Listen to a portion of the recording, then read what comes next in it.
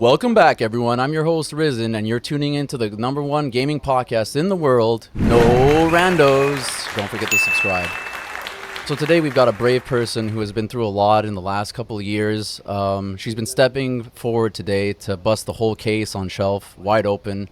We'll be talking about her history in the the traumas, the abuse, and debunking a lot of the lies and damage that Shelf has done to people, particularly her.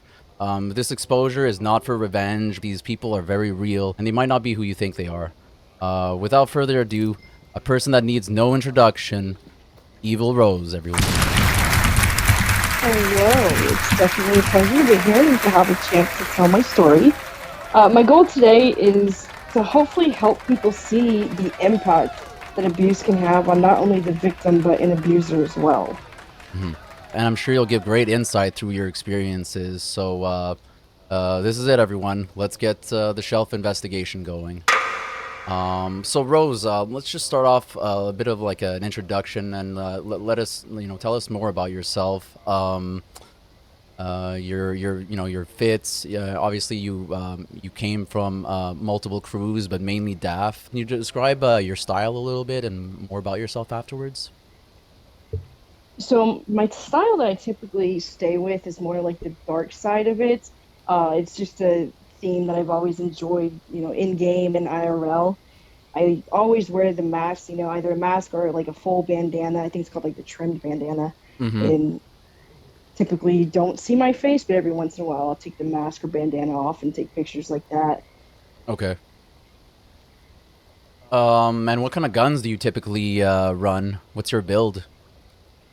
Most of the time I have my dual sawed-offs, a sniper, and then my bow. I typically run in defensive. I Mm-hmm. am a lagger. I don't Okay. hide that. I can fight either way with or without it, but I usually run slip with my build. Okay. Fool me once, winning streak and peak. Nice, nice thing. Um, and obviously it's standard. A lot of people in DAF do lag. It's not a big deal, and we're not here to dump on you for cheating. There's bigger matters to press here. Um, how long have you been playing the game for? I have been playing the game for about 5, 6 years now. Okay, I wow. started, yeah, I it wasn't my first online game that I did, but I haven't done many other online games before this. And I had a group of friends that I used to run with on a game called Tom Clancy's Division 2. Wow. And they were like, hey, Red Dead Online's on sale right now. Let's all get it. And I was like, oh, okay. And I've been hooked on it ever since. Okay, interesting. You actually came from Division 2. I remember when that came out, and it was like killing it. Even the idea of it when Division 1 came out was awesome. And obviously RDR stole your heart like everyone else's. Can you walk us through how your experiences with crews kind of started and how you ended up meeting Shelf? Yeah, so I ran by myself a lot when I first started, and then every once in a while I'd run into someone who wanted to help me out because I was a low level. And then I met this random person one day, and they were like, "Hey, I'll help you out, but I want to introduce you to some people." And I was like, "Oh, okay, cool." And that's when he introduced me to an old crew back in the day called it was the Peaky Freaking Blinders. Okay. It was it was not the OG one. It was like the second one that was created. It was ran by a guy named PFB Rainbow. Mm-hmm. They all, welcomed me in, helped me level up and everything. And then once they, went off and did their own thing, that's when I met BVG and like Sickfu and all of them, when his brother and his brother's fiance and everything were running it and stuff. Mm-hmm. And then we ended up when BVG disbanded, um, Sickfu and I kind of just ran around together. And then when he brought BVG back, he had asked me to help run it with him. And I was like, oh, Okay. yeah, definitely. And while running BVG with him, we had a couple members that had came to us and were like, hey, there's a crew we want to introduce you to and possibly form an alliance with. And we're like, oh, okay. And that's when I had first met Shelf, was back then. So you've climbed crews, multiple crews pretty quickly. What do these crews see in you? What set you apart compared to other people that like made them give you more responsibility and move up within the crew? I have a lot of like leadership experience outside of gaming as well. Hmm. So I know how to like control certain situations and stuff and handle all the chaos going on with multiple people and everything. I usually am able to, get through all that stuff fairly easily. Okay. And you mentioned Shelf meeting him and whatnot. Talk to me about like how you guys bonded and whatever else happened at the beginning. How did you kind of move on from BVG and get into Shelf's life? So towards the end of my BVG days, I was running around with Sickfu and we were looking for a fight, okay? And I was like, hey, I've got some DAF on my profile, let's go jump on them. That should be a good fight, just friendly, wanting to do something. Hmm. And bad idea. Shelf did not like that. Okay, I okay. immediately got the messages from him of, oh, so we're gonna jump Daft now. And I'm like, oh, it's just fun and games, don't take it too seriously. And the shit talking started there. But yeah, we went back and forth for about a week. And he came to me one day because I kept trying to spawn on him. And I was like, I don't know why you're still sitting in defensive glitch. Like, just fight me, let's just get this over with. And he's like, I need to tell you something. And I was like, okay, what? He goes, you can use this against me. You can make fun of me, tell whoever you want, but my cancer is back. And I was Crazy. like, oh shit. Okay. So what does that mean? Like, how bad is it? He's like, I'm not really sure. I just got the news. We have to do more tests and everything. He's like, I can show you whatever you want to see. And I was like, oh, okay. And I was like, well, all beef aside, I'd like to clear the air between us and kind of check on you daily. And that's when we started messaging like nicer, getting to know one each other, and just we had a huge connection that started forming. We made a really good friendship. We kind of had talked about, that crossing that line and stuff, and we were trying to stay away from it and stay more of like the friendly basis. But we both got a little excited one night, and that's when the flirting started, and it continued from there. Like it was honestly really nice to find someone and have a friend like that. He played the sympathy card, and that kind of drew you in. And then eventually you left BVG, joined DAF, and you climbed those ranks pretty pretty fast too. What I understand, right? Yeah, kind of.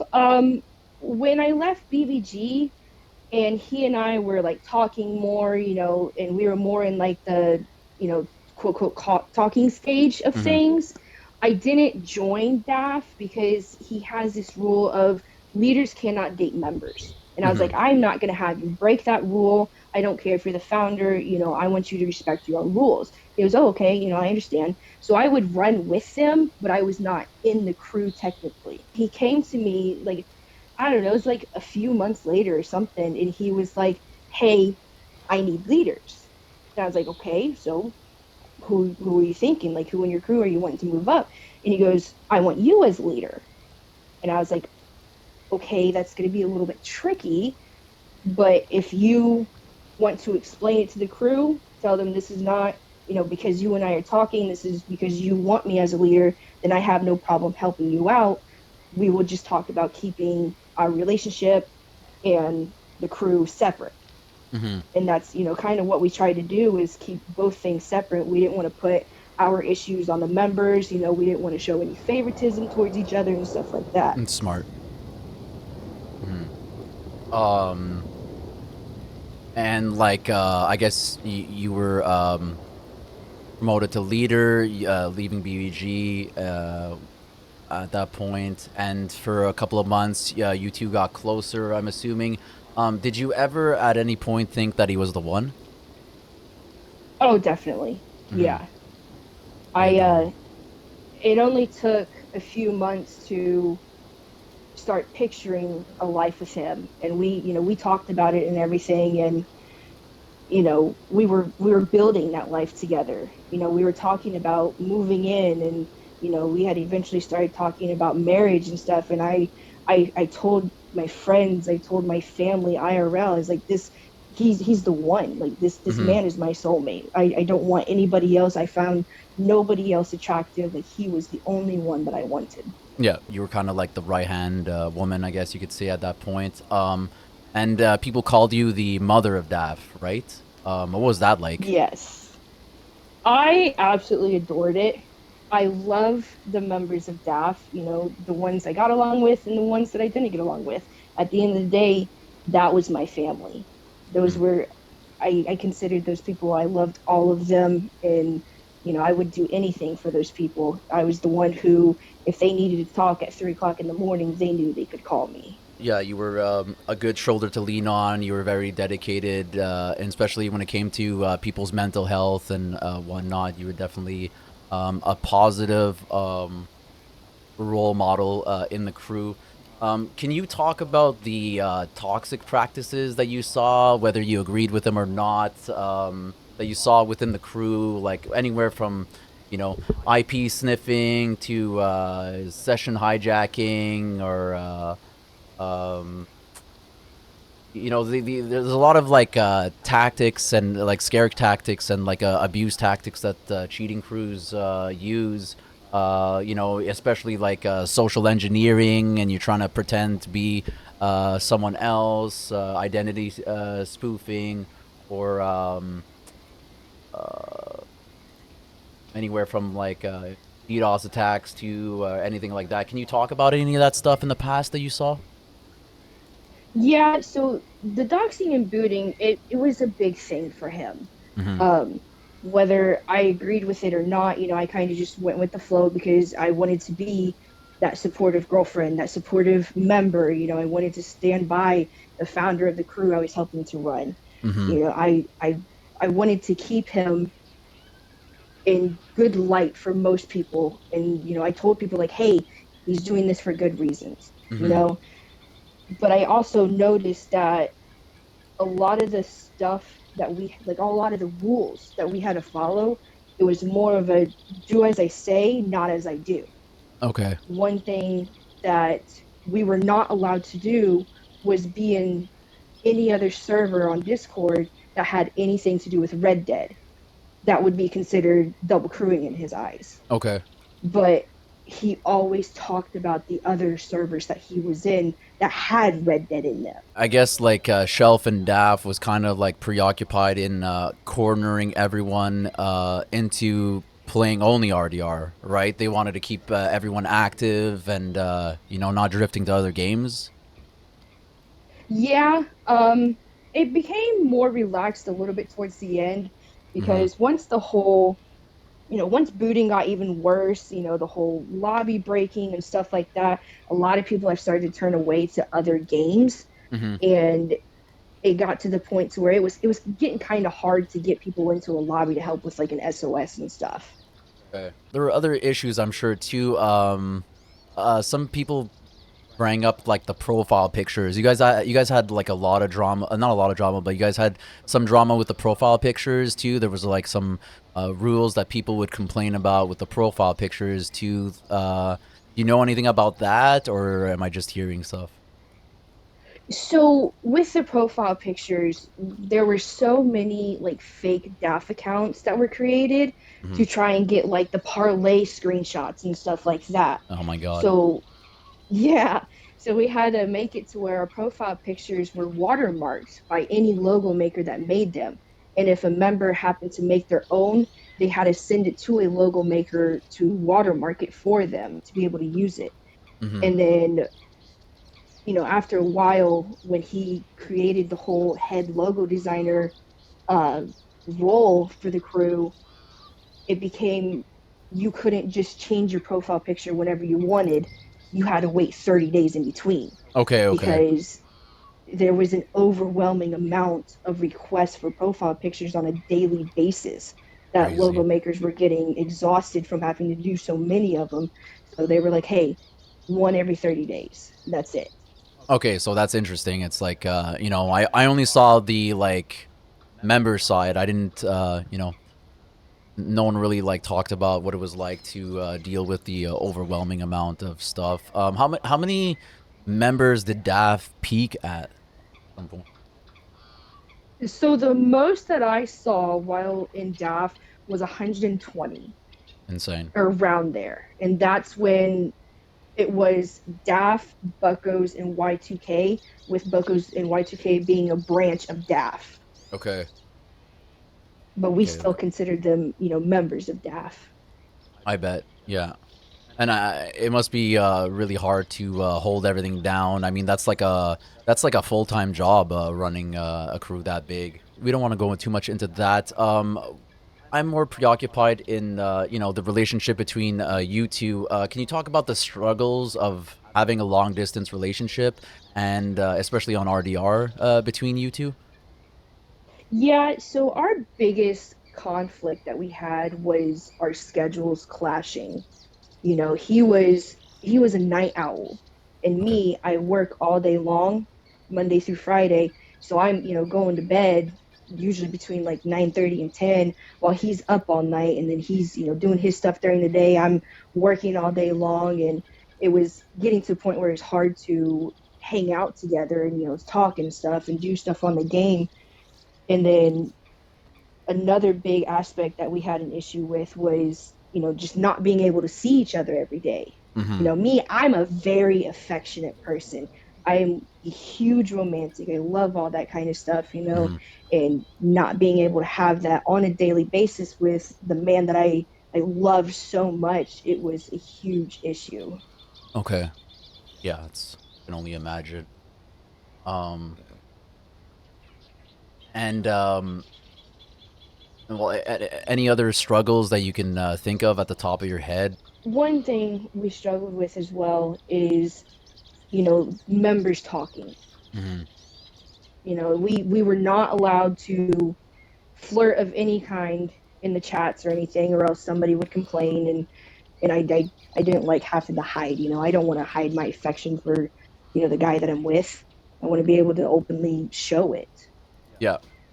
Yeah, I understand that, and I guess they are trying to preserve like a casual gaming environment, I guess you can say, and they want to Yeah, discourage dating. Is that possible? I wouldn't say discourage it. I would say more of they don't want to see it. They don't care if you do it, but they just don't want to see it.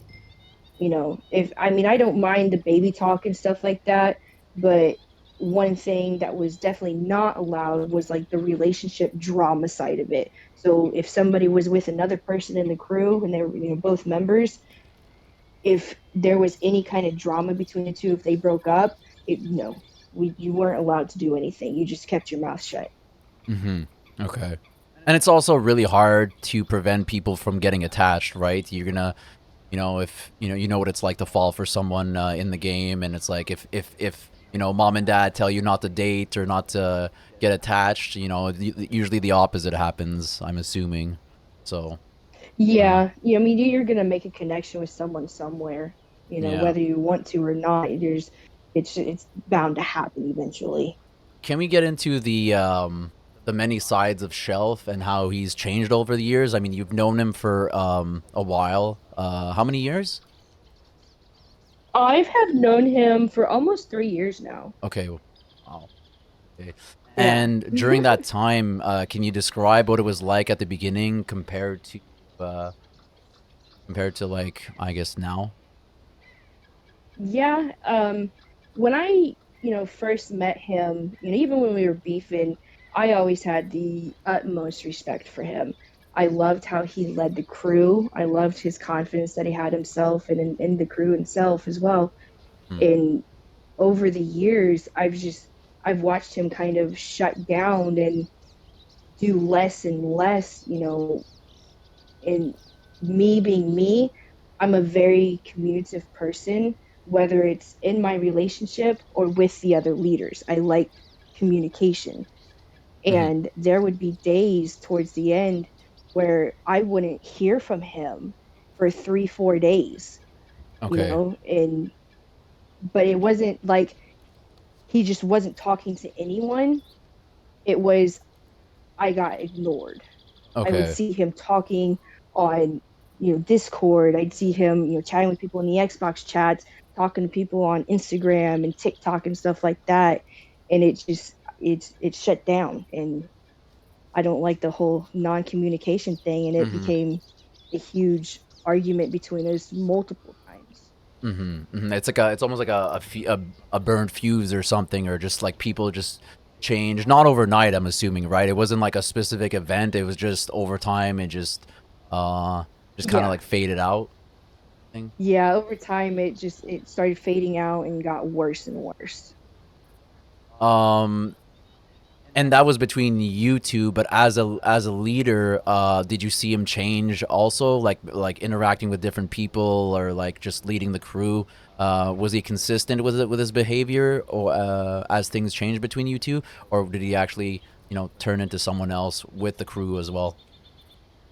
I saw him turn into someone else with the crew as well. Okay. And I've also had other people come to me and say the same thing about him because he went from being someone that you could openly talk to about issues and everything to a lot of the time, when some members had issues IRL or even on the game, they were having an issue getting a hold of him Mm-hmm. and trying to chat with him about stuff, and they'd come to me and be like, hey, I need to talk to Shelf. Okay, what's the issue? Oh yeah, that's something only Shelf can deal with. Let me try and get a hold of him. And he started drifting away, but still wanted that control over everybody. Okay. So that's when he brought in uh quote quote Doxbin and will find you as his security for the Discord and everything. Yeah, Doxman is a very toxic place on the dark web. You knew him for 3 years. Around what year or whatever did you notice the change starting to take an effect? Was it like in the middle of when you got to know him, or like towards the end, or? It started happening in 2024, about mid 2024, when he started to really get into like the C2 ownerships and stuff like that. Okay. Once he started getting more panels and more power moving up in the C2 world, that's when you started noticing his whole demeanor start changing, and his attitude changed and everything around it. He got more power, more hungry for basically just tearing people down. Mm-hmm. Yeah, I bet. So it's definitely like getting deeper into the booting community, getting deeper into cheats as well. They usually go hand in hand, but it's really the booting and the doxing world that changed them. You go into this negative world where you're always going after people. And do you think it was because of? Do you think that he victimized himself and kind of played that card and be like, well, I have to, you know, go after these people to defend myself and my crew, or is it just because he just started hating people more and he just started going after them? So he wanted you to believe that it was about the crew and doing what he needed to do for the crew. Hmm. But putting everything into perspective, looking everything over, it was just a power trip. He enjoyed scaring people and feeling like the most powerful person in the room. Mm-hmm. Because one model he always went by for himself was, if you walk into the room and you are not the most powerful person in there, or you don't make the most powerful person in there leave, find a new room. And that's what he was doing every time, is he was making sure he was the most powerful person in the room. And he would make them leave by what? Boot? You're talking about booting them, or just like cussing them out or intimidating them? Like how? Like what? Booting and intimidating, the whole I'll find your social security number and stuff Yeah. like that. Mm-hmm. Uh. I got into a disagreement with a friend one time, and I was pretty upset with my friend because of something that happened. And Shelf comes in and he starts threatening to not dox him, but dox his child. And I'm like, Okay. no, we don't. The child has nothing to do with this. And he's like, oh well, if he doesn't care about getting doxxed himself, I'll go after his kid. And That's I'm like, crazy. no, let's not do that. We got to draw the line at family. I mean, it's Yeah, it's already my horrible enough. family, no. nobody's family has anything to do with this game. You know, like it's not about them. It's about the actual player. Like why are you worried about their family? Mm-hmm. I don't Incredible. like bringing somebody's family into this. Now, if you bring mine into it, or I bring yours in first, then yeah, I'm going to assume you're going to do the same. But no, I'm not going to bring in somebody's child or somebody's, parents or anything into it. Mm-hmm. Yeah, for sure.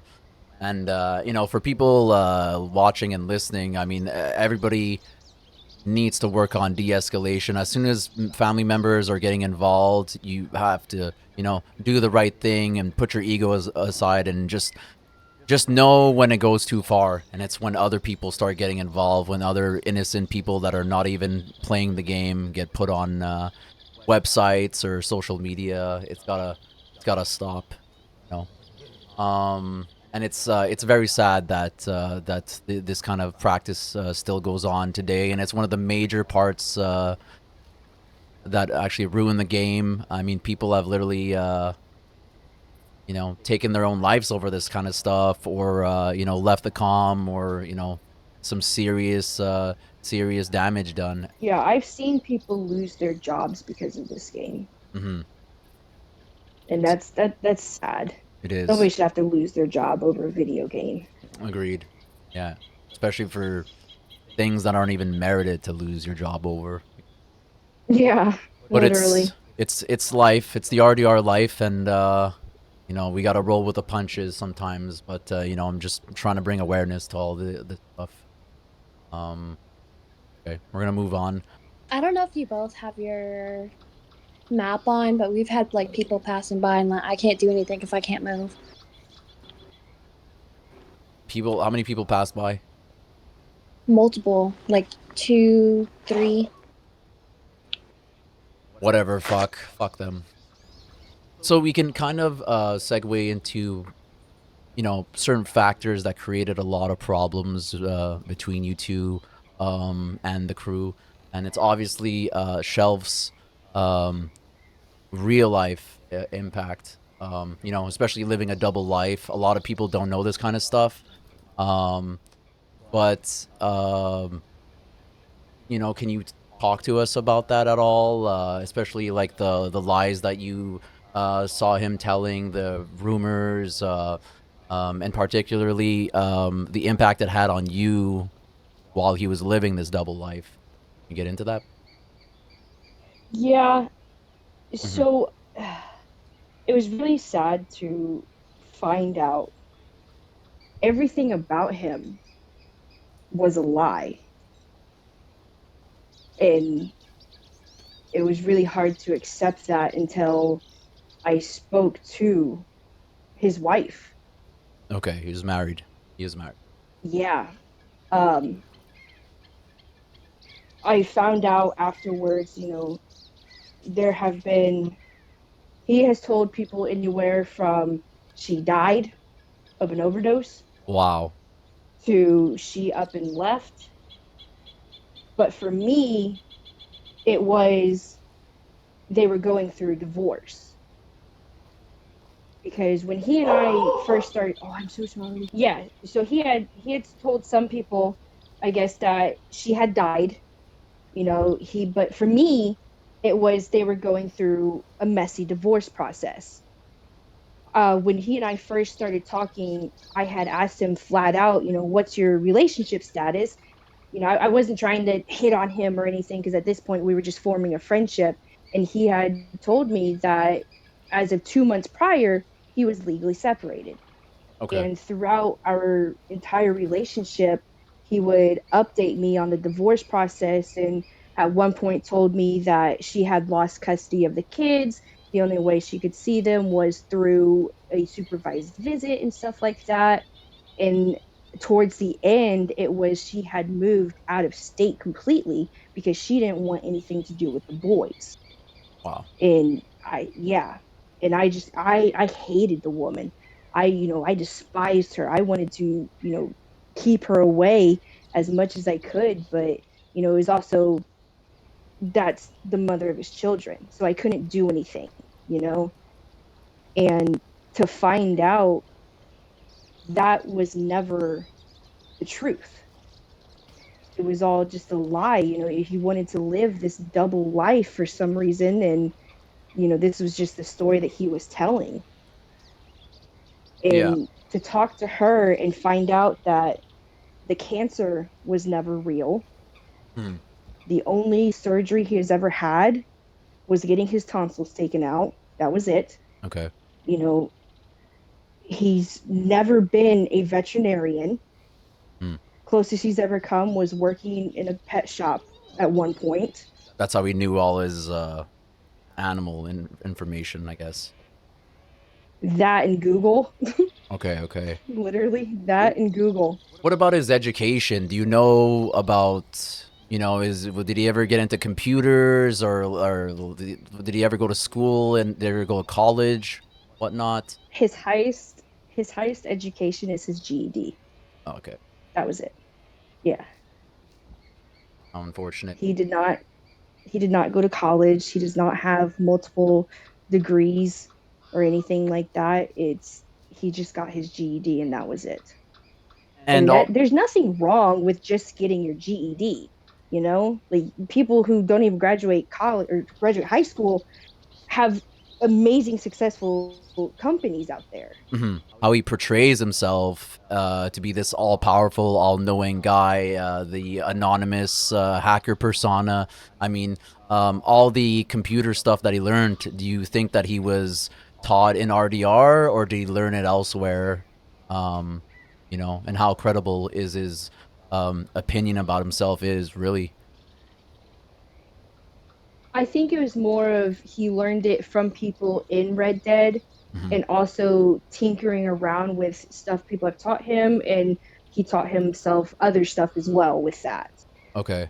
I've had people kind of reach out to him, and I told them to ask him what he codes in, what kind of stuff does he make, because I had high suspicions that he's never even written a line of code in his life, especially when he's saying that he codes in Linux. I mean, that doesn't make any sense to me. You don't code in Linux. Linux is an operating system, so that was incredibly suspicious, and it's relatively easy to snuff out the posers in IT, especially when you ask them like simple questions like that. Um, and I think that he's also faked. Being a hacker, he's told you people. Sorry, he's told you guys that he's hacked computers and whatnot. Can you talk about that at all? Yeah, so the whole hacking thing, I don't believe any of it now because I've asked for proof and I know other people have asked for proof as well, and he's never shown any.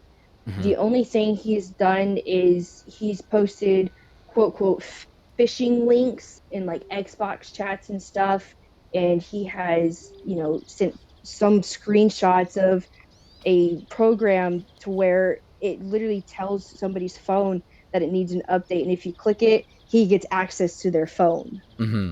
But I've never actually seen him do it or anything. He's just always talked about it and shown that like one screenshot. Yeah, and he always gives the excuse that he has scripts and he has all this and he's part of these Discord communities. I mean, this has nothing to do with being smart, or having a high IQ, or being dangerous and powerful. This is like, you just have to be social, and I think that's where he shines more than anything. And he's very good at making Oh yeah. friends, and being part of the community and being known and stuff. And he's had a lot of help from other people, which is something that he doesn't really talk about, I think, right? Yeah, and then with the whole computer stuff, he claims to be in the anonymous group, Hmm. Which is complete and cap. there's yeah, it's cap. It's not true at all. He wants people to believe it so that way he seems even more powerful. He wants people to fear him because that's the only way he's going to get his way is if everybody fears him. Hmm. Well, the threats that I've got, he made it seem like he's part of the hacker groups, multiple ones that he's wanted by the FBI, and I've done extensive research on trying to find any sort of information of him being wanted by anyone by the FBI. Um, can you talk about any of the legal troubles that he's actually got into that you've uncovered? Yeah, he definitely likes to talk about having a rap sheet, been to jail all these times and everything. And I think the last one he talked about was how he had punched a customer or a client at his quote quote clinic's office, and had to go to court for that and everything. And, it, no, Well, how come there's no it's records not of this anywhere? exactly, Hmm. exactly. Non-existent. Um, it doesn't exist. He has one charge on him Hmm. that I have found, and it is for embezzlement. Hmm. And for people who don't know what embezzlement is, it's fraudulent misappropriation of assets like money or property by someone who trusted them to manage the said value, and exploiting a position of trust for personal gain, or often involving a breach of duty, such as like an employee stealing from an employer, or a trustee misusing funds. It's a petty crime, not even anything really serious. So, I mean, that kind of blew my mind when we saw that. You could see it on online, and it's real as hell. I mean, all this other FBI stuff or any other real crimes that he says he's committed is complete hogwash. Otherwise, we would see something. So I'm gonna go out on a limb and say that that's another huge lie and another addition to the fake persona that he's so obsessed with. He actually did have the FBI go to his house one day. Okay. That I have confirmed as well. There is a person in the community that has certain clearances within the military, and that person had their family threatened by Shelf. Mm-hmm. And because of that, the law enforcement got involved in it and did go to his house. And that's when the whole Lizard Squad accusation came out. That's what caused that. So he did have the FBI go there once, but not the whole 3-4 times that he's told people. It was once, and that was it. How could you confirm this kind of information from the wife or something? From the person who actually reported it.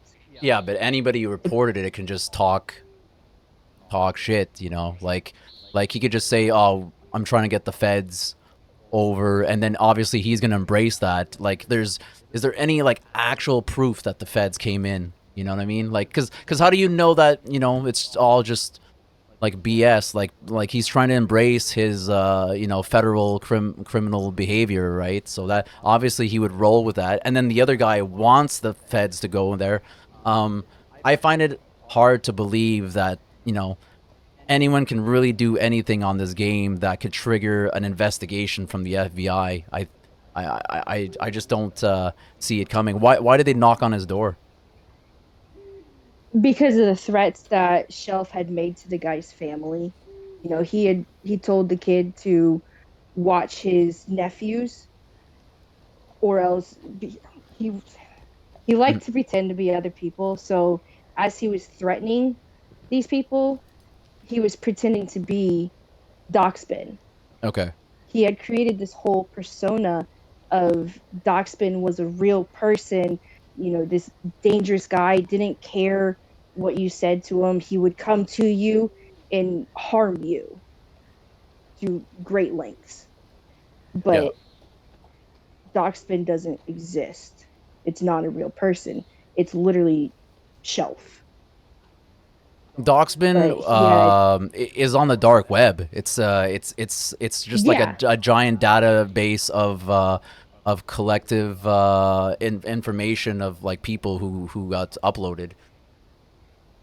yeah. That's what it So is. how this Doxbin person came into play is there used to be someone in the crew who liked to go around saying they were, part owner of Doxbin, da da da. and it started irritating Shelf listening to it. And Okay. all of a sudden, a couple days later, this Doxbin account is added into the Discord, and we're all like, "Oh shit, okay." And he starts calling out the person who's claiming to be an owner of Doxbin, and we're like, "Oh Well, man." why? He knew the owner? That's just what he told people. Whether it's true or not, I have no idea, nor do I really care, because I'm not into the whole doxing Yeah, thing. I get that, but that would strike a chord in Shelf because what he wanted to assume the position of like the founder of Doxman. Yeah, Okay. it goes back to the whole he wanted to be the most powerful person in the room. But if you fact check all this, I mean, even pulling up information right now, it's saying that Doxman was started in 2011 by a user called Nakash, and this is a while back. This is before even Red Dead was even around, before even Red Dead 1 was around. So that's another lie, guaranteed, because Doxbin's been around for a long time, especially the dark web. Running it.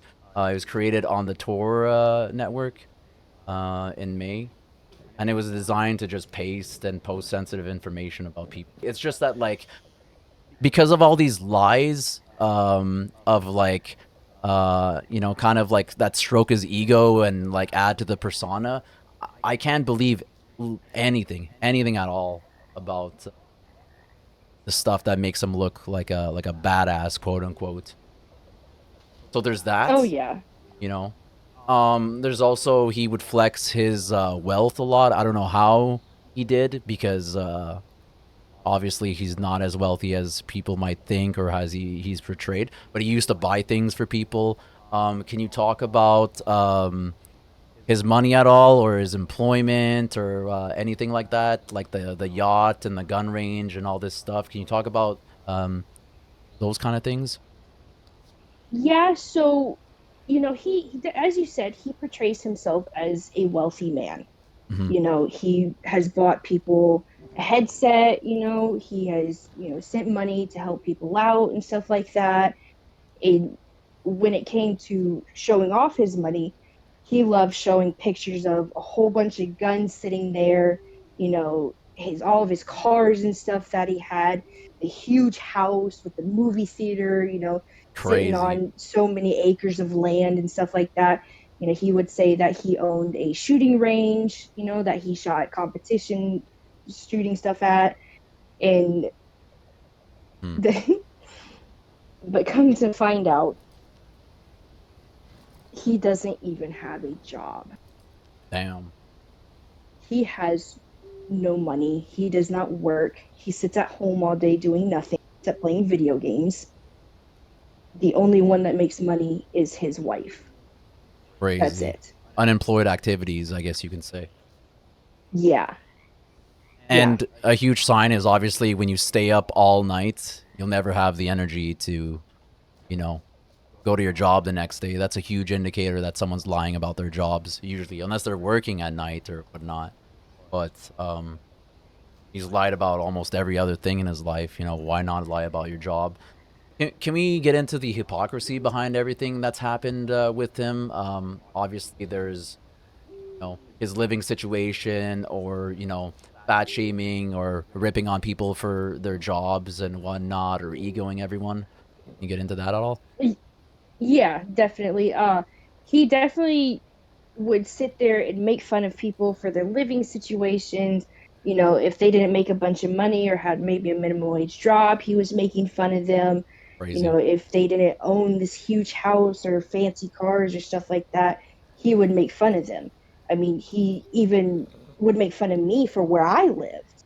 And I'm Crazy. like, listen, I'm just proud of having my own. Like, I like my house that I have. It's Mm-hmm. mine. When in all reality, he is that. Mm-hmm. He does not have this huge fancy house. He does not have all these fancy vehicles and stuff like that. He's your average couch potato, as you can say. No job, no income coming in for himself. It's all his wife that's coming in. It doesn't make sense as to why he would shame these other people you know, especially the ones that he would make fun of for how they look. He seems like a really shallow person, and it is really fake to rip on anybody's home or job when you live in a trailer park and making fun of people's like jobs when you're unemployed, um, when you fat shame people, when you're obese yourself. All this stuff is really kind of like a double life. He wants to be someone else. He doesn't want to be himself, so he kind of forgets about it. So and he can rip on people himself. I think it's pretty pathetic. If you if you have a shitty life, don't bring your shittiness to other people, and you gotta own it. Don't be this other person. It shows an insane amount of weakness, especially when you're getting exposed and you're in charge of all these people in this crew, and they look up to you, and you're just gonna lie and like talk shit about people's living situation when yours looks like pretty rough yourself. You know? Yeah, definitely. It's insane at the amount of times I have listened to him just smack someone down Mm-hmm. for how their life is, when yet he himself does not have a good life. Yeah, exactly. And what I don't get is, especially going after people's like families or personal information. He's also starting a lot of beef with people, and then you're gonna push and shove, and then when they actually say things back, you're gonna get angry. You're gonna like react to like um to these accusations or these call outs, and then you're gonna pull the attack on one of us as an attack on all. I mean, even that motto itself is stolen from the Boondock Saints. I don't know if people know that, but it's just like there's so much dishonesty and hypocrisy that's just clouded in bullshit. And people eat all that stuff up. Everybody in his crew would eat all that stuff up, and people still look up to him. People still see him as this person, and they really don't see the big picture, because if they did, who in their right mind would follow in the footsteps of such a, I guess you could say, a deadbeat at this point, right? Yeah, going towards the deadbeat territory. I just it baffles me at how he would sit there and send me screenshots of people wishing death upon him while he was Okay. quote quote going through cancer treatment. But then he would do the same thing to other people. Yeah. Especially using the cancer thing as like some sort of like crutch or whatever. It's pretty deceptive, and like even at the beginning of when you met him, I mean that's how you got pulled in a way. Uh, it's just it's just awkward in the end, especially like when people find out about it. And there were events that happened, and we did bring the information to life, and people still didn't believe it. People didn't want to believe what was happening. I didn't Yeah. want to believe it myself. He had a reasoning for everything, and I went with it. I didn't want to believe that this incredible man could lie to me like that, or lie to anybody like that. Hmm. Like what, I didn't know that he was that shallow. It also minimizes the pain that other cancer patients go through, and it affects other people's lives, and it's incredibly immoral to go that low. And I hate to pry on the cancer thing too much, but that is like literally one of the most despicable things I've ever saw. And anybody that still stays in DAF or goes back to DAF is just like, how do you live with yourself knowing that this is your leader? This is the person that's leading you into these fights. This is the person that you trust. You can't trust anything that this man says. He lives a complete lie and a double life. And I think, coming from you, who's been around by his side for 3 years, I think it just goes to show that, like, what more evidence do you need? You know what I mean? What more do you need to believe the truth? The answers are all out there if you just look hard enough.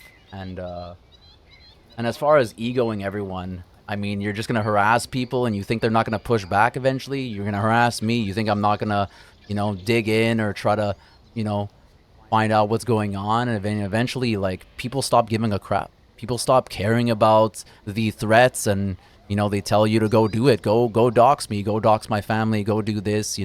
Even the fact that we're all meeting together now, puts us at risk. But the whole reason why we're able to do this is because kind of let go of the bad The things that could grudge. happen to us. Yeah.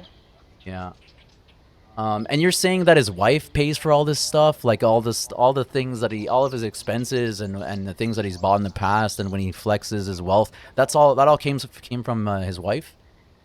It all came from his wife, yes. Crazy. Who has to support like kids and a family, and insane. Yeah. Um, Mhm. Kudos to her for kind of talking about it, and like helping you out with the information. And Oh, um, she's been amazing. yeah. If I was close to her, I would definitely have her as a friend. Like, Hmm. she's just the sweetest woman ever. She doesn't take bullshit, but she's really nice to talk to. Yeah. This woman is providing for you every single day, doing everything for you, and I mean everything. And this is how you say thank you to her. This is how Yeah. you repay her. No, it's time to do better, dude. It's really time to do better. Yeah. Wake up and smell the coffee. Literally, like it's insane. I Hmm. I feel so bad. So it was interesting that you mentioned that he started to change around 2024, mid 2024. Um, I came around Red Dead around that year too, and not knowing anyone and bringing the podcast to the com, met a bunch of interesting faces, and got a lot of interesting information and how the comm works. But one of the podcasts that put me on the map was really when I started looking into DAF. I originally wanted to have all of you guys on. It was no problem to me. You guys were DAF was one of the biggest crews in the comm, and he reached out to me. I don't know what everyone else heard, but he texted me offering to come on, and what the real story was, I was completely down for it. I'm open to having conversations with anybody who's not willing to harm me and whatnot. He was flexing the doctor thing. He was hard to get a hold of. He was playing like the whole hard to get thing. And then I had screenshot proof that he told someone that he was gonna come onto the pod and pull my IP so that he can boot me mid podcast. So I was more of a conquest to him than he cared about talking about his crew and promoting it. So he was going to take the opportunity to sabotage the platform, and I was incredibly disappointed, and I got really furious. And that's what started the whole DAF investigation, and people started coming together that were in the crew in the past, that just started talking about all the stuff that he used to say, and like, flexing the wealth and the education. And something always stunk about Shelf is that there were inconsistencies about who he was, and like the double life and um and he was always hiding certain parts of him, so no one was really able to find out the truth until you know someone had his phone number, and then they were able to find out his name, and then we were able to um, find out more about him and his family, obviously through Facebook. And just to give people heads up, I mean, that's probably the number one way to um, bust anybody's life, is Facebook. If people on RDR are trying to dox you, one of the first places they're going to go to after Google is Facebook. As soon as they get your name, they see what you post, and you can tell a lot about someone's life with what you post, especially if you can track down their families and see what they're doing. And a lot of like, you know, people that are older are going to forget to, privatize their information. A lot of their posts are going to be public. A lot of you people probably still have public information out there on Facebook. It's just something to consider. But with him is the cancer didn't make sense because there were other people in his family that had cancer, and the mom would post about it all the time. But there was never any post about him I mean, if he had cancer, you'd think that the mom would post something, and that's where the smoking gun of the Daff investigation happened. We ended up catching him in the lie, and he was never able to fully debunk it. He was never able to release any sort of information proving that he had cancer, which is remarkably easy, especially when you have a whole podcast, um, you know, calling you out for allegedly faking everything, not to mention the other stuff, right? So that happened around the same time as you talked about him changing. Um, Obviously, it had an impact on his life, but can you talk about the extent of it? And like, you were there for the full ride. Can you talk about what happened when you guys found out about this, and the kind of like the aftermath of everything? Yeah, so when we started catching wind of the podcast, that's when chaos started happening within the crew. Hmm. He started talking less and everything, and more issues started popping up. People started questioning stuff, and when he decided to close the doors of DAF, he shut down from basically everyone for a bit, only keeping certain people in the crew and stuff. Most people left. He had brought some people back into like the Xbox chats to say goodbye and everything, because they were some of his OG members. Hmm. But it took a huge toll in Daft's history. I can only imagine. Having that podcast come out kind of, it broke him. It did. It you know his guard got hurt a lot.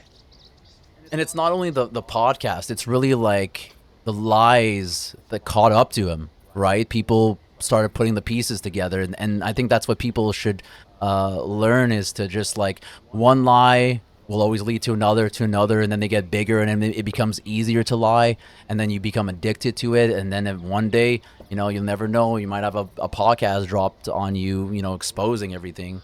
And even in this case, I mean, this is like the second time around that we're doing this to a certain extent. Um, a lot of the This is part issues, two.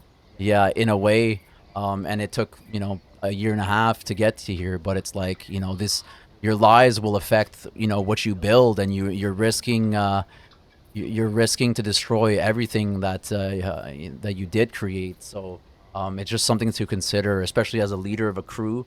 I mean, people should people look up to you, and it's imperative that you become honest with everyone to a certain extent. You don't need to let people in on everything, but you definitely shouldn't lie about these huge things, and you don't belittle them, and you don't piggyback off of real diseases, especially the ones that affect literally everybody in the world. I mean, cancer itself is like the second biggest killer in the world. So that was absolutely pathetic and reprehensible. It broke him, and he shut down the crew, and eventually he came back, right? DAF is still going. People are still returning. People are still getting recruited. I don't want to say that it's a bad thing, but it's like, under his leadership, it shows an insane amount of like weakness, and he should either change or come clean, own up to everything, and just try to be a new person. That's what I think should happen. And what about you? What do you think is the best case scenario? I think he should definitely just apologize. Mm-hmm. When I found everything out and confronted him about it, I tried to keep it between us. Mm-hmm. I told him, I said, listen, if you just admit to everything, all of your lies and stuff, and apologize, I will sweep this under the rug and I will move on. You will not hear from me ever again. Mm-hmm. But that's when he got real pissed off, and I think he got real scared, and the threats started happening, the blackmail started happening, and it got worse and worse, and I started digging more and more into it, because I said, I'm going to find a way. Yeah, it And drives I you did. crazy. Yeah. And I Yeah. did. I found the way. I found the proof. I got handed it on a silver platter, because he didn't want to just own up to what he has done. I was willing to let him still live this fake, extravagant lifestyle that he portrays about himself, but he didn't want to do that. Mm-hmm. He didn't want to just simply apologize for lying to me. Mm-hmm. So I had offered to keep everything between us. I Mm-hmm. told him, if you just admit to lying about everything and apologize to me about it, I'll sweep it under the rug. You will never hear from me again. But Mm-hmm. he didn't want to accept that. He wanted to continue with the lies. So that's when I went further and I contacted his wife. And Crazy. after that point, I told him, I said, you have 48 hours to publicly apologize to everyone for lying, especially about lying having cancer. Mm-hmm. And And other he stuff. just, yeah, and he just didn't want to do it. Yeah. He wants to still lie to everyone and make himself seem like this amazing, powerful guy when in all reality, he's not. He ain't shit. He's he's nothing, Yeah. literally. And do you think that he couldn't own up to it because of his ego, or was it like he didn't want any loose ends? If he admitted it, then it could get leaked and stuff. Why do you No, think he never apologized? it was 100% his ego. 100%. He wants to have this massive ego. And I do partly blame myself for it, because I helped him get that ego, I feel like. Okay. He'll probably deny that, but I always was right next to him, helping him with everything. Yeah, you're very supportive, and you also became an extension of him. I noticed when I met both of you. Obviously, we were on horrible terms, but it's like I felt like you were kind of like his add-on. Does that make sense? You like Yes. thought like him. Yeah, I definitely was, because when he had gotten console banned that first time, it was just me. He held on to, like the back end stuff of DAF and everything, but I was front and center at that point. I was, going into the lobbies, pulling IPs and stuff for him, sending him those logs so he could do his part and everything. Hmm. And, I was a part of the problem. I will not deny that one bit. I helped him get to this point. Yeah. Now you were also influenced by him, right? You weren't the same person before you met him. Right. So when I met him, I had booted some in the past when I was in BVG, but I had no panel when I met him. And I woke up one night to him texting me saying that he had bought me a panel. And I was like, "No, you don't need to do that." And he goes, "Too bad, I already did it." Hmm. He goes, "Let me know when you're ready and we'll get it on your laptop." And I was like, "Oh, okay." And that's when I really started helping him with everything. Okay. Yeah. And a good woman will always support their man no matter what he goes through. And you were in love, like you said. You wanted to spend your rest of your life with him. It's kind of like understandable to a certain extent, right? Yeah. I Um, mean, I would hope so. People would understand it to a certain extent, but I also don't blame them for blaming me for helping him and everything. hmm, yeah. You mentioned that the first sign of him kind of growing apart from you was the neglect, right? Like he wasn't answering and things like that. And you mentioned that he started to change in 2024. So approximately when did the neglect start happening? More towards the end of 2024. Hmm. Um, he didn't have an Xbox or anything like that. He was still, quote, quote, waiting to get a new one and stuff. Hmm. And with that, it just communication started getting worse and worse between us. Like I said, I would go days without hearing from him, but see him talking to everyone else. And I got fed up with it. Hmm. We constantly argued about it because, I felt like no matter what I did, I would get ignored. Yeah. At first, I would be able to get his attention by mentioning the crew, but then towards the end, it's no matter what I did, I could not get his attention. His attention was solely on the crew in the game. Hmm. You weren't able to get any alone time. Like the couple side was starting to fizzle out. I guess you can say the spark was dying. Yeah. And when I did get alone time with him, I would get maybe an hour or two, if that. Okay. And do you have any idea what like caused the neglect, or still to this day, do you know? I think he was just more worried about gaining more power. Okay. Um, and then finally one day the worst thing happened, or the betrayal. You found out that he started Was cheating. still married. Yeah, you're still Yeah. married. That must have been a huge blow to you. And that that he was um cheating, and then you had to actually speak with the wife, like we mentioned earlier. How did that conversation go? That was a very eye-opening conversation. Hmm. Both of us were pissed. And I bet. the very first phone call that we had, there was a lot of tension because I was nervous. I was speaking to the wife for the first time, and she had just found out that I was in a relationship with him for 2 years. So this happened recently. Like, this is fresh off the boat. You interacting with her and her finding out all this stuff. So, right? Yeah. So after I started doing my digging initially, okay, I found the phone number linked to his, and I texted it from a fake phone number, just saying, "Hey, I think we need to talk now." Of course, she's asking, "Who is this?" And I said, "My name is Rose, is what you probably know me as." And she goes, "How did you get my number?" And I said, "It's connected to, your man's number." And she's like, "Well, what do you want?" I said, "You do know that I've been in a relationship with him for 2 years, right?" And she goes, "He told you we were divorced?" And I was like, "Yeah." And after that, I didn't hear anything from her. And shortly after, I get a message from him on TikTok saying, "LOL, messaging, his wife is not going to get you any answers." And I was like, "Dude, you are married still." And Another he was like, answer. "Who do you think was, yeah, he was like, who do you think is telling her what to say?" And I was like, "No, I don't believe that one bit. I really don't.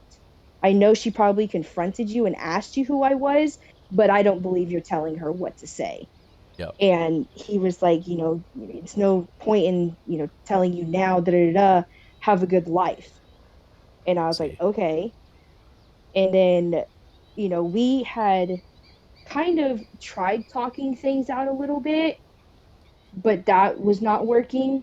We started arguing again, and it became very toxic between us. Hmm. And that's when I went further, and I actually posted pictures of him in a Facebook group for his local community. And I said, "Hey, does anybody know this guy? This is his name, this is his age, this is what he supposedly does."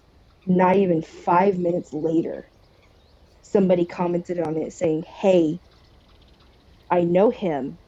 He's married to my sister." And I was like, Wow. "Oh." So I immediately messaged her and said, "Hey, I'm the one that posted that. What's going on?" And she sent me a huge paragraph telling me who he is and everything, how he's not a veterinarian, has never been a veterinarian, doesn't work, sits at home all day doing nothing. And I was like, "Okay, can I call you?" And she's like, "Yeah, definitely." Hmm. So I called Crazy. her, and we spoke on the phone for almost an hour. Okay, And I was like, crazy. "Okay, yeah." I was like, "I have to go to work, you know, ask me anything you want." She said, she goes, "My sister goes to work at this time. I'm going to go talk to her then because I don't want him around." And I was like, "Okay, that's fine. I'm going to send you my personal phone number.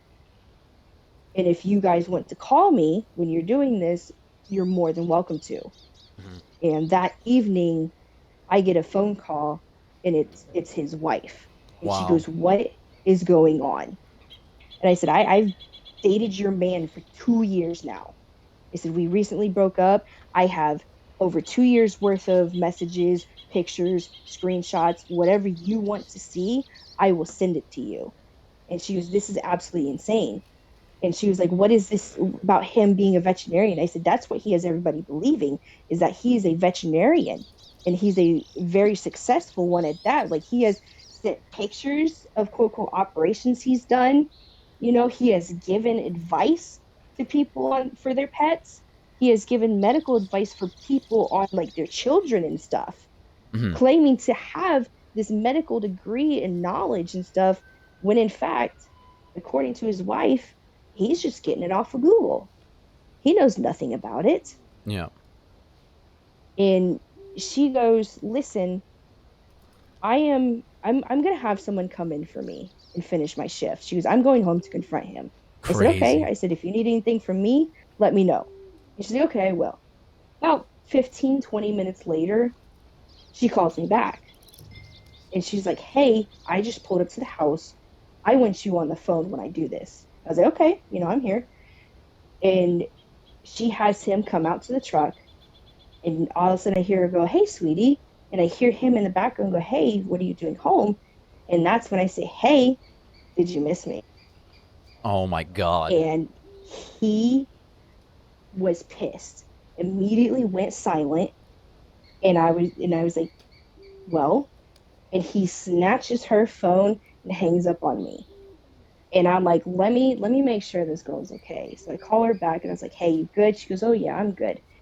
And I was okay, I just wanted to make sure because I know it's probably, some shit going down. And she goes, oh yeah. She goes, I need you to answer something for me. I was like, okay, what is it? She goes, did you guys plan this whole relationship to get out of a dox happening?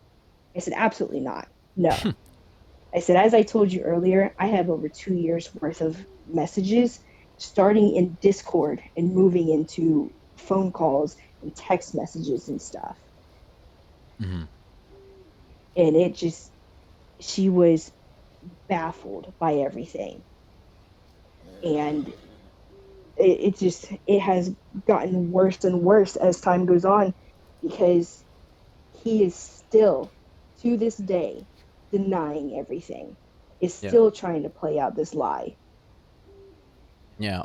So now it's most of it's all exposed and it's up to the people to decide, believe what you Yeah, want. But, you know, where there's smoke, there's fire, as they say.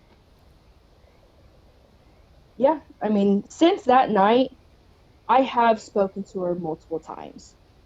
I've asked her questions, she's asked me for screenshots and stuff. And I ended up messaging her one night, when after she asked me a question. I said, hey, would you mind if I recorded a phone call? And she was, not at all. She goes, I'll call you as soon as I have time. And I was like, okay. And she called me about an hour later, and we sat on the phone for quite some time discussing everything. Hmm. And she tells me the cancer's not true, the job's not true, no college degrees. How he describes himself to people, completely wrong. He is not this 6'3" man with a buff body and perfect hair, a chiseled chin, or anything. No, he is Crazy. nothing like that. Nothing. Nothing about that is true. And so she gave consent to the call. We've got that call recorded, and you were able to provide it. So definitely heavy stuff to hear this, and I'm sure she's going through a lot of things too. They must be going through it these days. It's only gonna get worse from here on out for them, unfortunately. But I do appreciate her participation. Um, so Rose, like, how did you cope with all of this stuff going down, the exposure and the advice on, dealing with everything? How do you do it?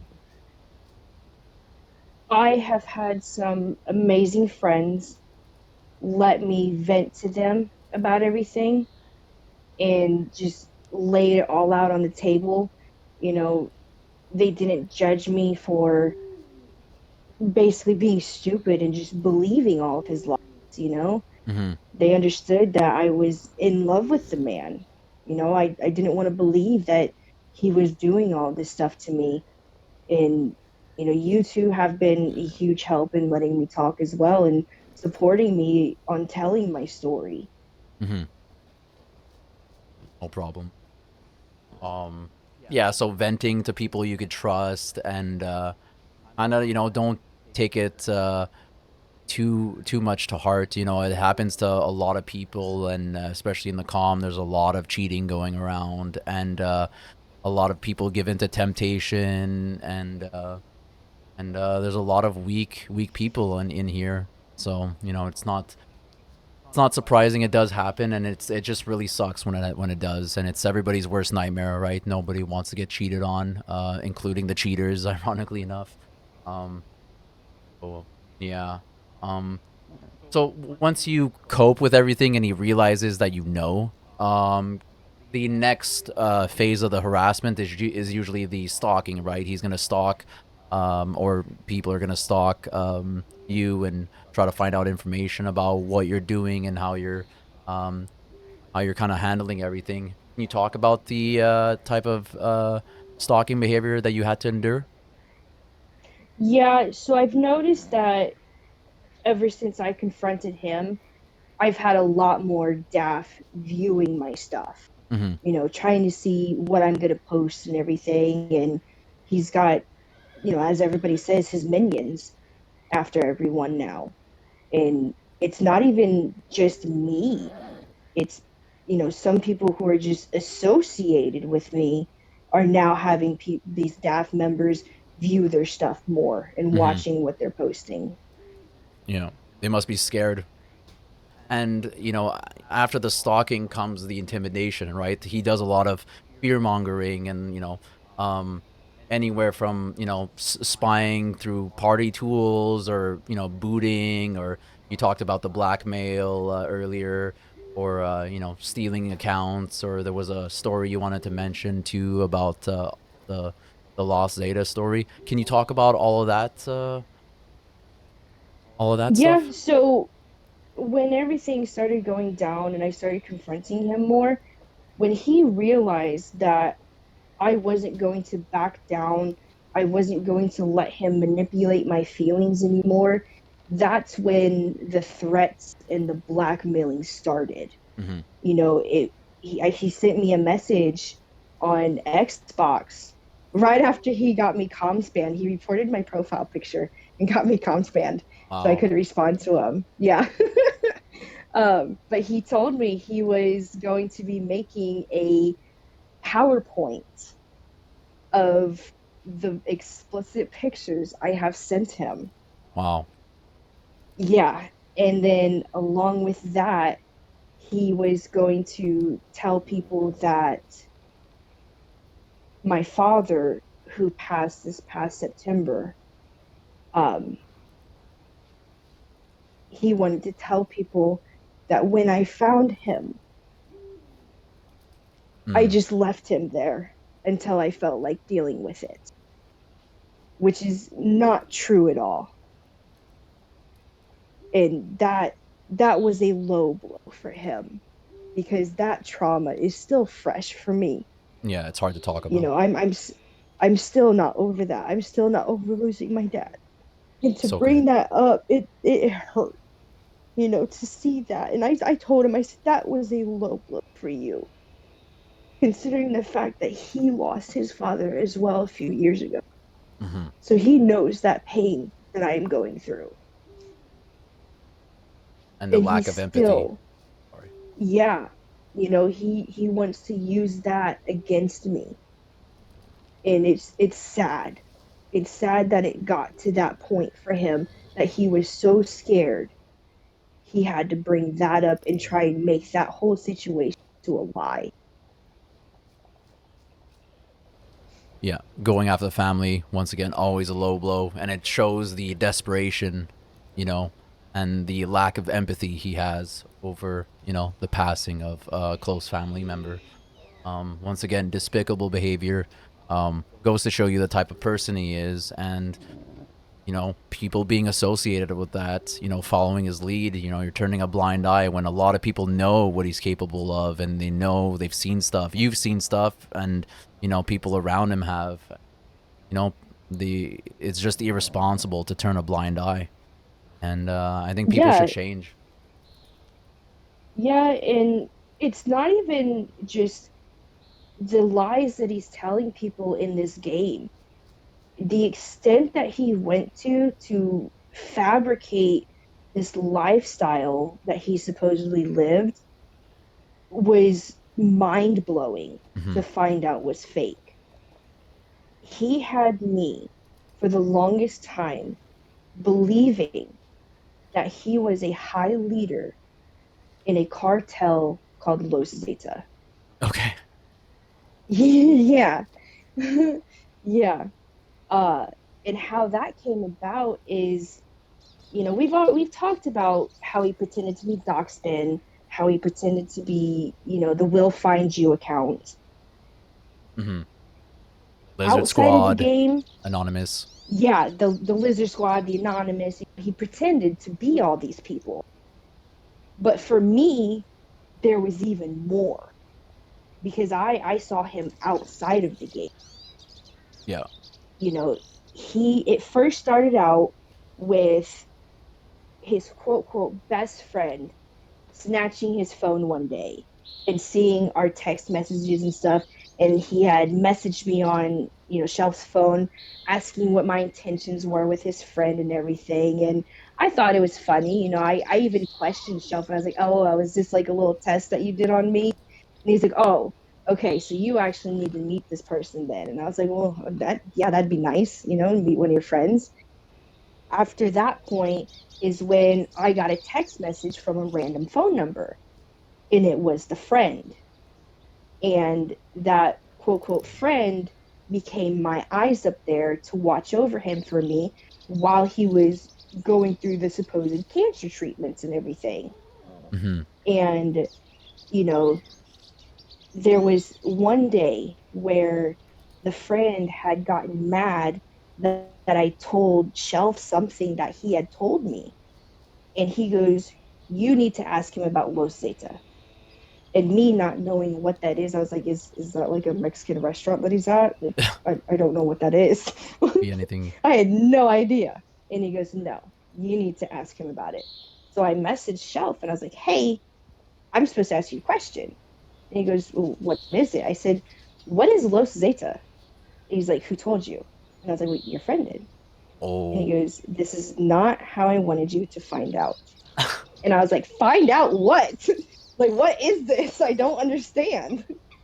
And at that point, he called me and started describing his involvement with it and how he was part of the arms portion of it, selling illegal guns and Oh everything. my God. So And he faked yeah, being an arms dealer for the Mexican cartel.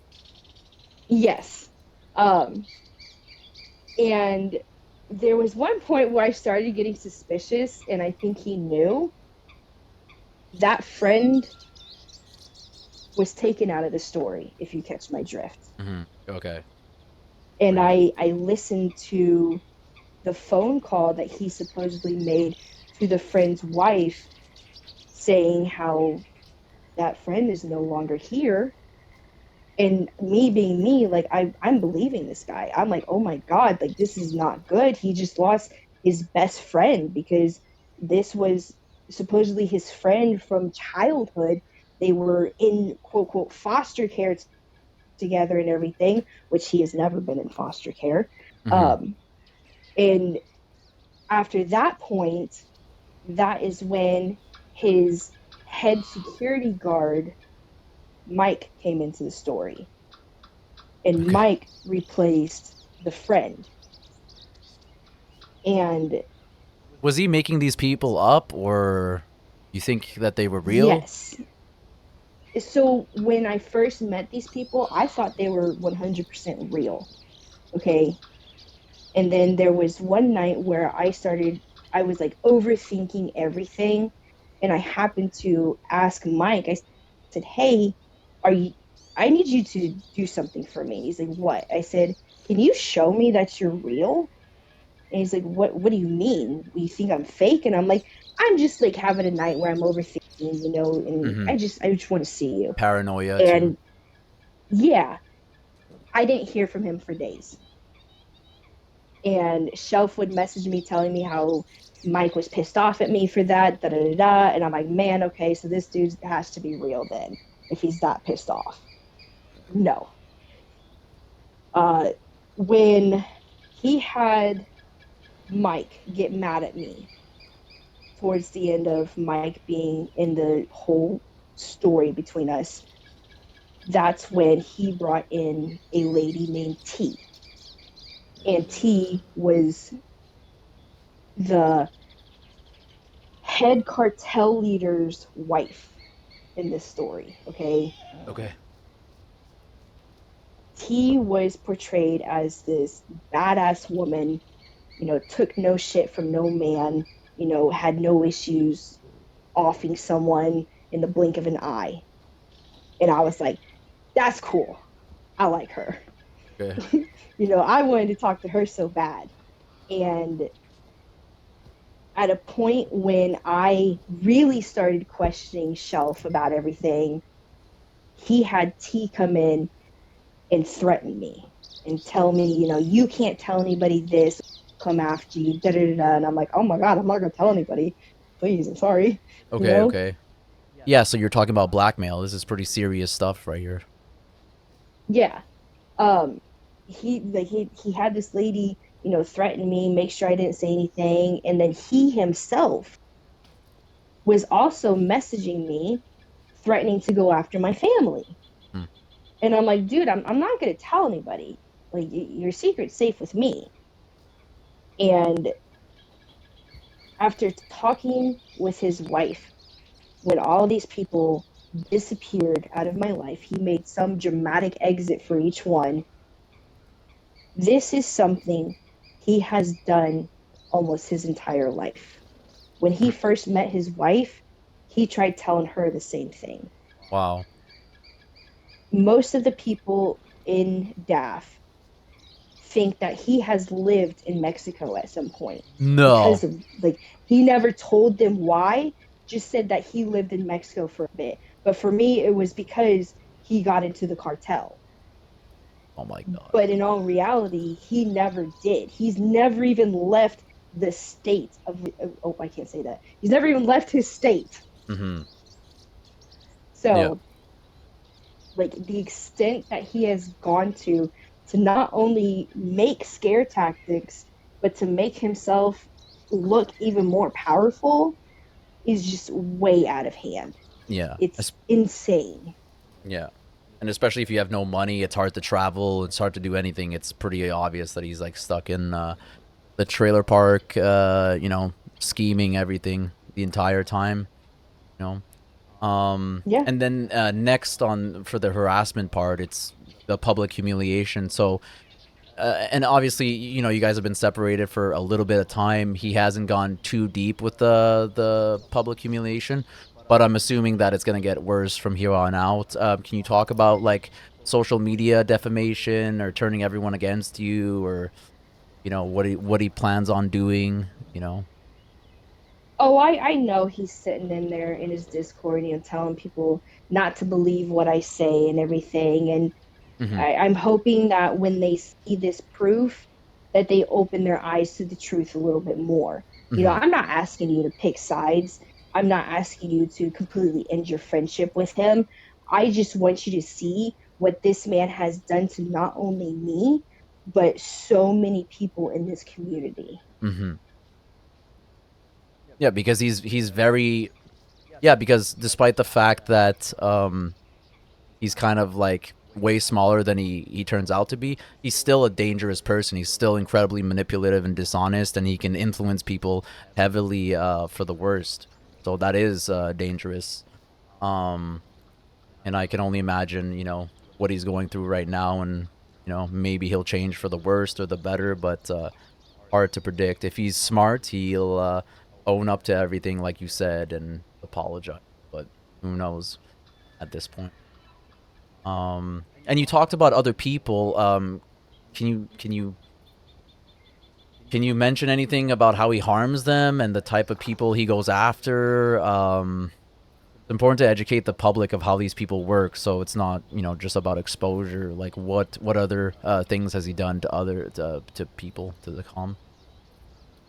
I mean, I've watched him make the threats to people, of the doxing, the booting, I'll get your social security number, I'll ruin your credit. Yeah. He's threatened to take somebody's social security number and put it on the dark web for, little Chinese kids to grab and buy shit with. Okay. It's sad. He's threatened to send people after the other people, and it's gotten way too out of hand. Hmm. Yeah. It's it is sad. Um, and a lot of these practices that are, borderline criminal, and a lot of these other, egotistical, you know, booter vigilantes, they kind of think the same. Everybody is kind of recycling the same type of behavior, and to intimidate, um, which which which is one of the main reasons that contributes to the game's downfall. Besides the losing support or whatever, is Rockstar's lack of ability to punish people and hold them accountable for all the things that they've done. You've been around for a while. Can you talk about the state of the game, like this year, what it's like? Because to me, it's pretty dead. Despite the fact that drama is through the roof, I feel like people are exhausted, and it also hides how dead the game really is.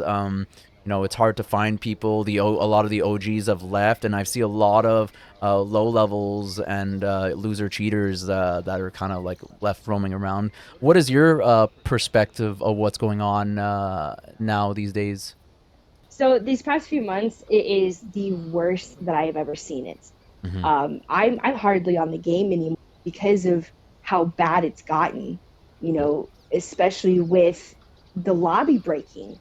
It started out as just something a few members in Mob was doing, and then a Hmm. few more in Mob learned how to do it, and it's gotten out of hand. Now you can't fight hardly anyone now without someone breaking the lobby Yeah. just to end the fight. And it's really sad because I absolutely love this game. There's still, I have hope for this game still. Yeah. If you have the right people around you, you can still have fun. Yeah. I love the trail rides. I love to take pictures on the game. It's just you can't do that much anymore because if you just get into that one wrong lobby, you have to restart your game now Hmm. because you can't do anything in that lobby. Yeah.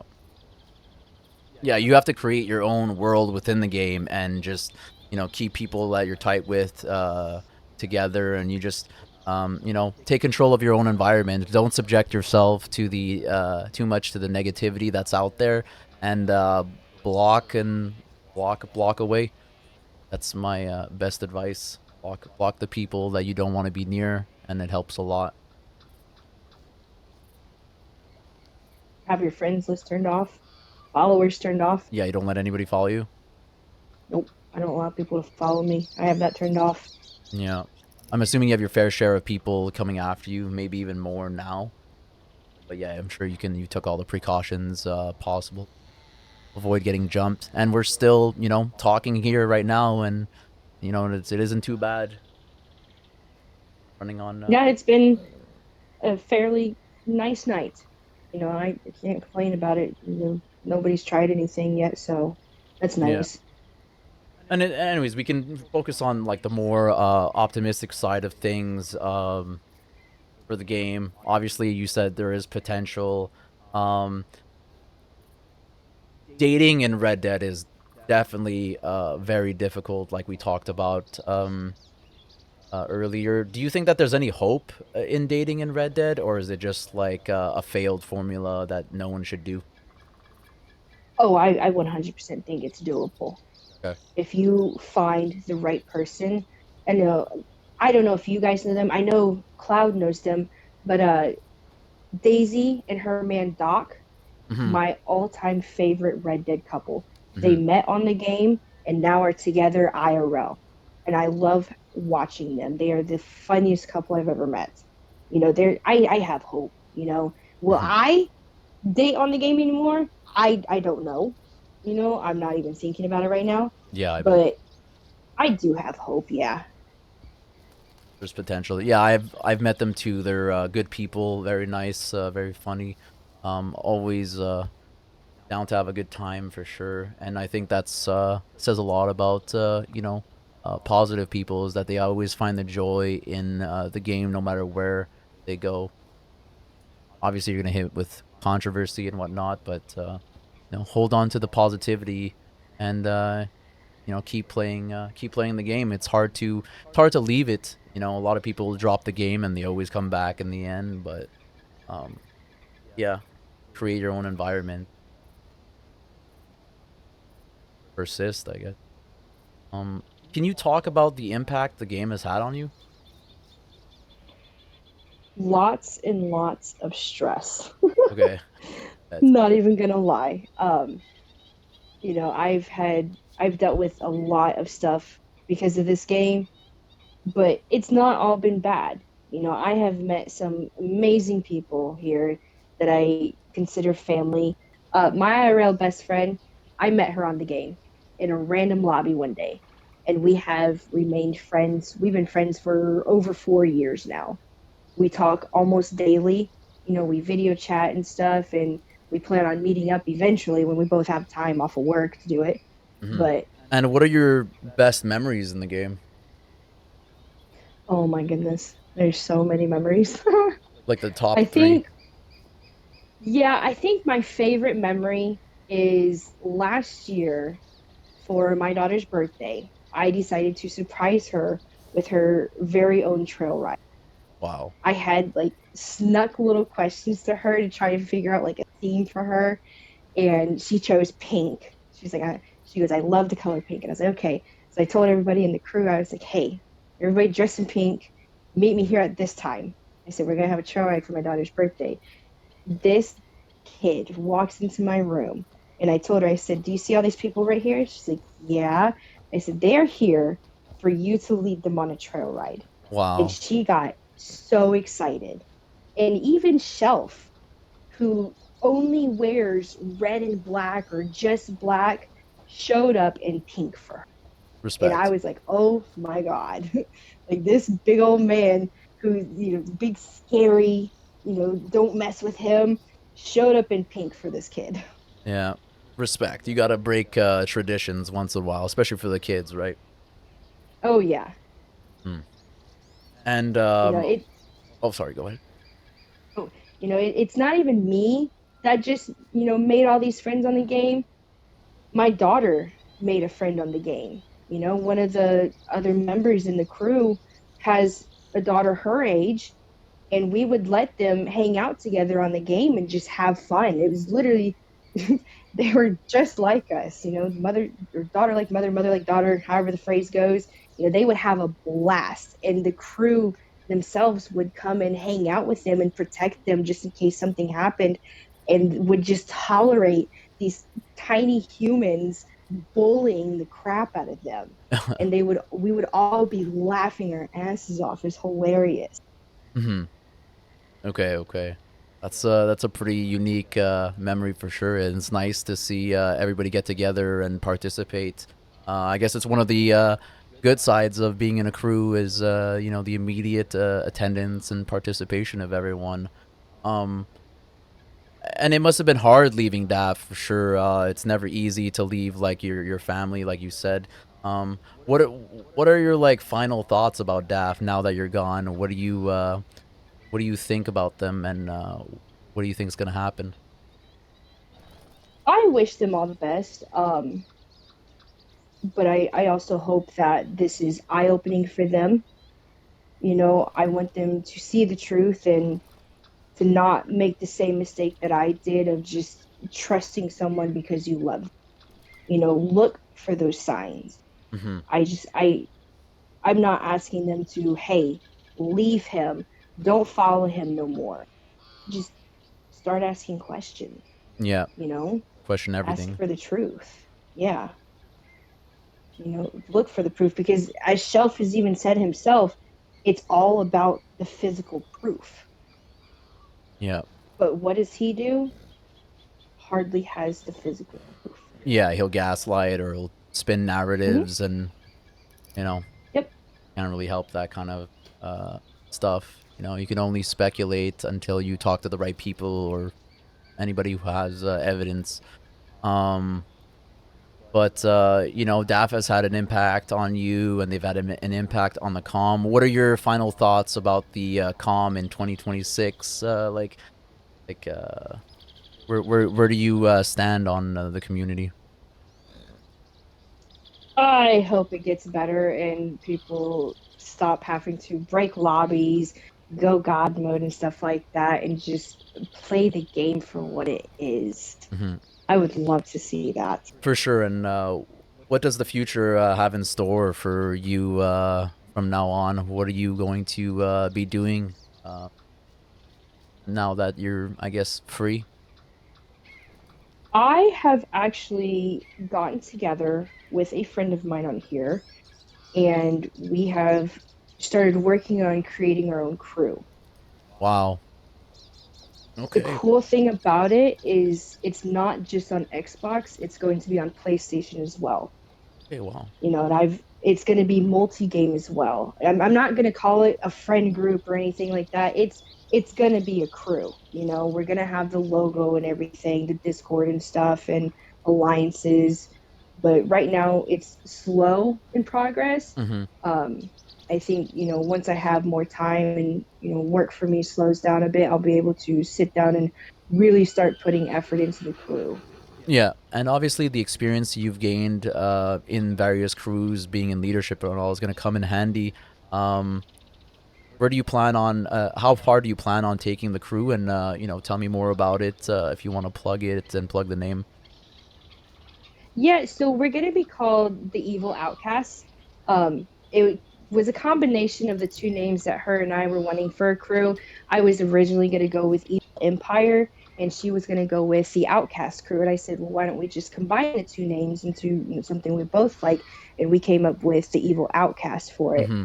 And it's just going to be, we want it to be a friendly, homey environment. We want you to be able to come in, be yourself. We're not going to care how you fight just because 99.9% of people in this game cheat.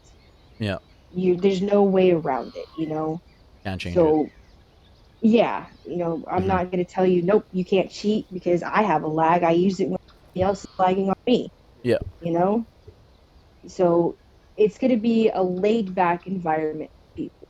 We're not going to have all these strict rules, where you can't be in other people's discords and stuff. It's just if you're one of us, you're one of us. Just show us your loyalty. Yeah, it's a bit more casual, I guess, and Yeah, more catered to like a more broader type of gamer who plays different games. No one's trapped in Red Dead, I guess. exactly. Like I have a couple people coming in to, help run the Xbox side of things, but their main focus isn't Red Dead. It's other games like Fallout 76 or Daisy and stuff like that. Okay, cool, cool, awesome. So this is pretty much the end of where we're at for the podcast. Do you have a message for everyone that you want to leave them with? Yeah, I want to sincerely apologize to the people that I have hurt over the years with Shelf. Hmm. Not just for the stuff that I've done, but for the stuff that he's done as well. Yeah, Because at the end of the day, nobody deserves that kind of treatment. I've had it done to myself when I don't like it, but I encouraged him to do it, and I knowing how he is now, I feel absolutely terrible. I'm not asking for forgiveness from anybody, but I hope they know that I sincerely apologize for everything that has done. And when it comes to Shelf, I hope that he owns up to his lies hmm, and does better, not only for the crew, but also for himself and for his family. yeah, You know, they deserve so much better than this. All of them, the crew, the family, it, treat them better, hmm, do better for them. You yeah. know, Be be the proud. man you are supposed to be. Yeah. own up to your stuff and stop posing. Stop with the double lives. I think people know enough now to kind of know what to expect with him, and if they choose to believe it, then they can. There's not much left that we can do at this point. I mean, you guys are over, and we've talked about enough information to kind of put it to rest. Right. Yeah, and with that, this is my final goodbye to him. This is where I wipe my hands clean of him. At this point, it is up to him to do better. And I Yeah. really hope that he does. And I hope that he turns his life around, because I'm the type of person to always see the good in somebody. And I know deep down there's a good man in there, because I have seen it. And I hope that he can bring that to the surface and show people who he truly is. Yeah. Yeah, for sure. It's tough. Tough for sure. It is. So that's gonna be it for the investigation. I mean, we hope everyone's seen the bigger picture now. With what you've learned today, we hope you can respect the privacy of everyone involved. I'm not trying to get anybody to go after anyone. Remember that life is too short to drown yourself into a world of lies and abuse. After a certain age, it becomes more difficult for people to realize their faults and their change. It becomes more difficult for people to realize their faults and to actually change. I'm not expecting anything good to come of this, but at least maybe we can push him in the right direction and to kind of open his eyes. You can't teach an old dog new tricks, but you can always, find another dog, or he's gotta open his eyes himself, if that makes sense, and that's pretty much it. Yeah. Easy. What's going on? I'm getting jumped. We're getting jumped by who? Ranger. Just focus on the podcast. I got him. Oh, my outro is my plan now. Oh. That's what my outro is. Okay. You have to say your lines though. I don't have any lines. Remember I gave him to you just before? Last thing. No, you didn't. Yo, I literally edited it and everything. You're like, hi everyone, glad to share. That was the intro. No, I said. You didn't give me any lines for your outro, because you literally just put Rose's outro. You said, I don't know what the plan is, but here's all the script for the ending. So thank you for tuning in, and don't forget to like and subscribe, everyone. We'll see you cowboys on the next one. Peace. Everyone say bye. Bye. Oh God. You ran. Oh Jesus. Classic. No. All right, we're gonna go take some pictures now. Okay. Here, follow me. We're gonna go to one of my favorite spots. Okay. Keep going. I'm lost. Okay, let me. Who are all these people? I don't know. Who are all these people? What is going on? What have they done? Oh my goodness. Okay, at least it's here. Try to survive here. Hang on, I'm coming back. Damn, I died. Did you just die? Maybe. By your girlfriend? Did Aw. your girlfriend just kill you? I got nuked. How dare you? Get away from me. Babe. Get out. I'm fighting someone. I can't tell who is who. Okay, I got nuked. Sorry, I didn't nuke you. Oh my god. Hey, I'm coming over to you. Here, follow me this way. Oh my I'm god, right let's next to you. escape. Yep. Escape! Come on. Oh wait, I have a Come here, bounty come this wagon way. instead of my horse? You know what? I don't give a flying just fizzle running. I'm running. I'm getting out of I can run here for it. on my bounty wagon. Spare me! Oh my gosh. Spare me! You're not gonna be able to take the bounty wagon over here. There's a whole bunch of trees and stuff in the way. I'm gonna try to do it. Oh my goodness. Oh. Okay. Oh! Can you survive? Yeah, I'm going. Yeah, you're definitely right. Hello, I'm on the bounty wagon. Spare me. Oh! Oh, I almost fell off the cliff. I kind of did fall off the cliff. I'm Oh, on go back wreck! up. Are you? That was a mistake. Are they really Did still you- trying to? Okay, I got a good angle of the waterfall.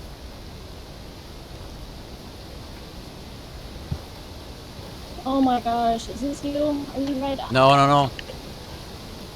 Rose, Someone kill do him, kill something. him. I'm coming. Met a dead eye. Oh my god. This is serious gaming right here. Who is that? Who is Actually, that? fuck. Jumping on Who's these this people. person right here? Are you right next to the waterfall? Yeah, I'm watching the waterfall. Somebody spawned in right here. Who's this? Who's this?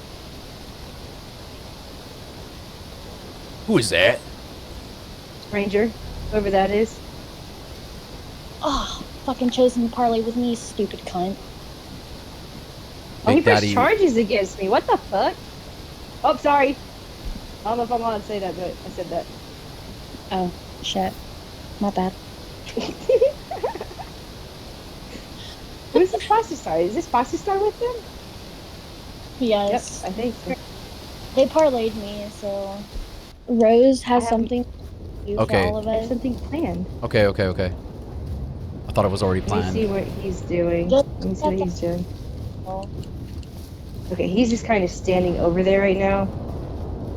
this Who's guy was- Crazy Kitty? Or Crazy Uh, Kids? You don't have to worry about them. They're not gonna go for it. Okay. Alright, that Ranger person's just standing over there. Alright, here. Risen, come here. Wait, let me... We're gonna take some pictures right here real quick, okay? I do need to take pictures with you, right? You're scared of heights? Let's get a little more. Right here. This is perfect edge right here. Because you got the camera angle that's gonna go up. Oh, it's Uwu! Yeah, it's who's... Big Daddy Uwu! Y'all, Okay, come here, Risen. always great having a million You know how to hats. line up really good? Do you know how to line up Line up what? next to me? Because right here you've got the whole scenery behind us. Okay. It's one of my favorite spots to take pictures. Ooh, nasty headshot.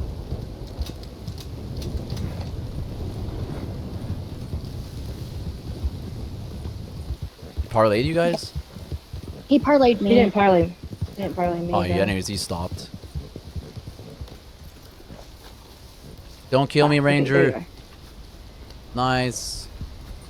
Alright, where's the spot? So the best spot is right here, okay? If you pull out your duels, you can easily line yourself up next to me. Because this angle right here gives us that beautiful background behind us, okay? Okay. Thanks, I know I'm beautiful.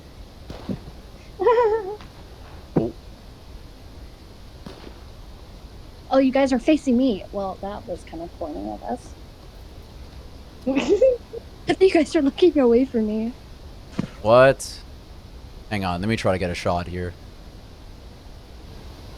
Okay.